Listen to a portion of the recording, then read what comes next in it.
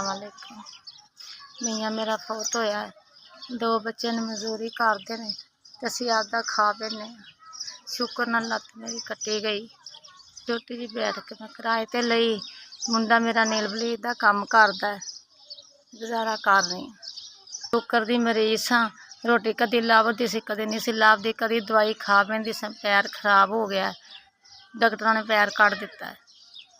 घर दे हालात बहुत खराब ने, कल्ला बच्चा कमाने वाला, मेरी मदद की जाए।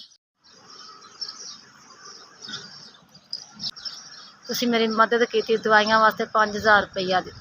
अल्लाह तुहानूं जिंदगी करे, अल्लाह तुहाडे बच्चों की भी जिंदगी करे, अल्लाह तुहानूं इस तो भी चौखी रब देवे, अल्लाह तुहानूं तरक्की करे अगों रब, अल्लाह तंदुरुस्ती देवे, मदीने पाक रसूलुल्लाह, अल्लाह सोना खैर करे तुहाडे ते, अल्लाह करे। 5000 मैनूं दवाइयां वास्ते दिता गया, पट्टियां वास्ते, दवाइयां वास्ते मेरी मदद की जे। अल्लाह तुहाडी खैर करे, तुहाडे बच्चों की करे, अल्लाह तुहानूं सलामत रखे, अल्लाह सोना तुहाडी जिंदगी वड्डी करे, तुहाडे बच्चों की जिंदगी करे, अल्लाह सोना पाक रसूल अल्लाह तुहाडे ते खैर करे, रहम करे अल्लाह सोना मेरी।